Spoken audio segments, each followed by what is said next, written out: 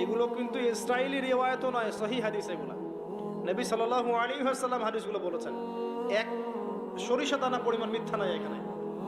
এখান থেকে বলতে যাচ্ছিলাম, দোয়া কবুলের অন্যতম একটা উপায় হচ্ছে আপনি কোনো ভালো কাজ করেন গোপনে, যেটা আল্লাহ ছাড়া কেউ জানে না, ওর ওসিলা করে আপনি আল্লাহর কাছে যান, দোয়া কবুল হবে ইনশাআল্লাহ। আরেকটা অপশন হচ্ছে আল্লাহ পাকের যে নাম এবং সিফতগুলো আছে এগুলোকে ওসিলা করে দোয়া করা। যেমন আল্লাহ তোমার রহমান নামের ওসিলায় আমি তোমার কাছে দয়া চাচ্ছি, তোমার আল গফুর নামের ওসিলায় আমি ক্ষমা চাচ্ছি, তোমার আর রাজ্জাক নামের ওসিলায় আমি রিজিক চাচ্ছি, ওয়াহাব নামের ওসিলায় আমি সন্তান চাচ্ছি, ইত্যাদি। কথা কি বুঝতে পারছেন? যে নামের সাথে যে বিষয়টা যায় এটা ওসিলা করে আপনি দোয়া করলে ইনশাআল্লাহ তাআলা আপনি আপনার ফলাফল পাবেন। আর একটা সবচেয়ে বড় অস্ত্র শিখিয়ে দিচ্ছি, এটা আমি কাউকে শিখাইনি আজ পর্যন্ত, আজকেই প্রথম। এবং আমি আমার জীবনে দেখেছি এই ওসিলা করে যা চেয়েছি পাইনি এমন কোনোদিনও যায় নাই, আলহামদুলিল্লাহ। আমি সম্পূর্ণ আল্লাহ পাকের কৃতজ্ঞতা এবং শুকরিয়া আদায় করছি। এইটা ওসিলা করে আমি যা চেয়েছি আমি সারা জীবনে তাই পেয়েছি। এবং আমি বিশ্বাস করি আমি যা পেয়েছি, এই বয়সে আমি যা পেয়েছি আল্লাহ পাক কোটি কোটি মানুষকে তা দেন নাই, এটা আমি বিশ্বাস করি। এই বয়সে আমি যা পেয়েছি আল্লাহ পাক আমাকে যা দিয়েছেন, যত দিয়েছেন, কোটি কোটি মানুষকে আল্লাহ পাক তা দেন নাই, আমি এমনটাই মনে করি। আমি কি শিখাই দেব সেটা?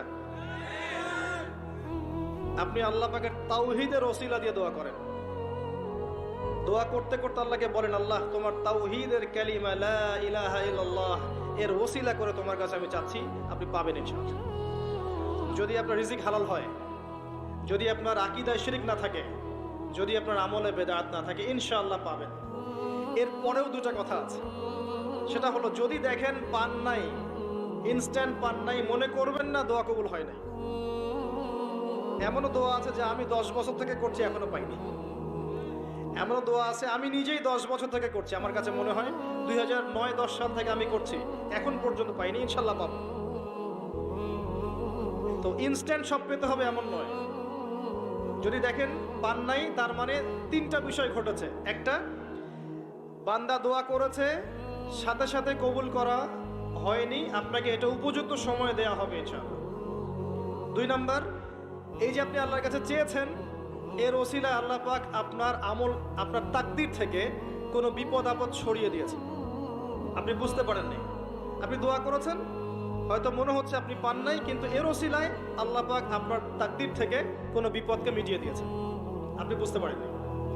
আরেকটা হচ্ছে দুটার কোনোটাই হয়নি, পরকালে কিয়ামতের মাঠে আল্লাহ আপনাকে দিবেন জন্য জমা রেখেছে। অতএব দোয়া করলে কোনো লস নাই। বেশি বেশি দোয়া করবেন, সেজদায় বেশি বেশি দোয়া করবেন, ফরজ সালাতের আগে পরে করবেন, নরমালি হাত তুলে দোয়া করবেন, নফল নামাজ পড়ে করবেন, দান সাদাকা করে করবেন, কোরআন তেলাওয়াত করে করবেন, দোয়া বাড়িয়ে দেন। আত্মশুদ্ধির কথা আমরা যে বলি না, কয়েকটা বিষয় জড়িত। বেশি বেশি কোরআন তেলাওয়াত করলে আত্মশুদ্ধি হয়, বেশি বেশি জিকির করলে আত্মশুদ্ধি হয়, আল্লাহওয়ালা মানুষের সহবতে গিয়ে পড়ে থাকলে আত্মশুদ্ধি হয়, বেশি বেশি দোয়া করলে আত্মশুদ্ধি হয়, বেশি বেশি পরকালের কথা ফিকির করলে আত্মশুদ্ধি হয়। এগুলোর খুব বেশি প্রয়োজন। আত্মশুদ্ধি না থাকলে আমরা আগামীতে পথ চলতে পারবো না। একটা বাতি থেকেই বাতি জ্বলবে, বাতি থেকেই বাতি জ্বলবে ইনশাআল্লাহ। আপনি নিজেকে ছোট মনে করেন না, তুচ্ছ মনে করেন না, একটা বাতি থেকেই 1000টা বাতি জ্বলবে ইনশাআল্লাহ। আগে নিজে ঠিক হন, তারপরে কু আনফুসাকুম ওয়া আহলিকুম নারা, নিজে জাহান্নামের আগুন থেকে বাঁচো, পরিবারবর্গকে বাঁচাও। পরিবারকে বাঁচান ভাই। পরিবার খুব কঠিন জিনিস, কারণ পরিবার কথা শুনতে চায় না। হ্যাঁ, দেখবেন মানুষ কথা শুনবে, পরিবারের লোক কথা শোনে না, এমন হবে। ওইখানে আপনাকে সবর করতে হবে। যদি দেখেন যে শেষমেশ দাওয়াত দিতে দিতে বুঝাতে বুঝাতে আর কথা শোনেই না, আপনি আলাদা হয়ে যান, তাও কথা বুঝতে পারেন নাই, আসহাবুল কাহাফের মতো হয়ে যান, তারপরে আপোষ করেন না অন্যায়ের সাথে। কারণ এই ফিতনাগুলো আপনাকে আল্লাহর পথে চলতে দিবে না, বাধা দিবে, সারাদিন দুনিয়ার ফিতনায় ব্যস্ত রাখবে আপনাকে।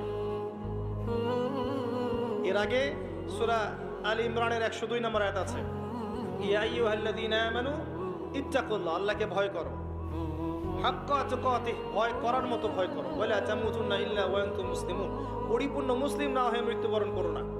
কিভাবে পরিপূর্ণ মুসলিম হবে? ইয ক্বালা লাহু রাব্বুহু আসলিম ক্বালা আসলামতু লিরাব্বিল আলামিন, ইব্রাহিম আলাইহিস সালাম যখনই আল্লাহর কোনো বিধান চলে আসবে, হুকুম চলে আসবে, সাথে সাথে আত্মসমর্পণ, এর নাম মুসলিম। বলবে না যুক্তি কি, দর্শন কি, বিজ্ঞান কি, জিজ্ঞেস করবে না, সে আত্মসমর্পণ করবে, এর নাম মুসলিম। প্রত্যেকটার পিছনে যুক্তি, বিজ্ঞান, দর্শন থাকবে ঠিকই, কিন্তু আপনার বুঝে নাও আসতে পারে, আপনার বুঝে নাও আসতে পারে। বুঝে না আসলে এর মানে এই নয় যে ওর মধ্যে কোনো বিজ্ঞান নাই, কোনো দর্শন নাই, কিছু নেই।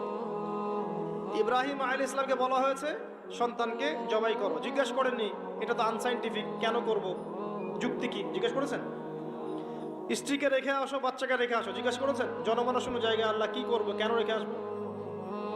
ইসলাম এর নাম, ইসলাম এর নাম, এর নাম নয় এই সেজদা করো, সেজদা করো আদমকে, সে বলছে খলাকতানি মিন নার খলাকতাহু মিন তিন, এর নাম ইসলাম নয়।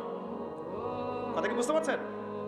যুক্তি দিচ্ছে উল্টা, আমাকে সৃষ্টি করেছে আগুন দিয়ে, তাকে মাটি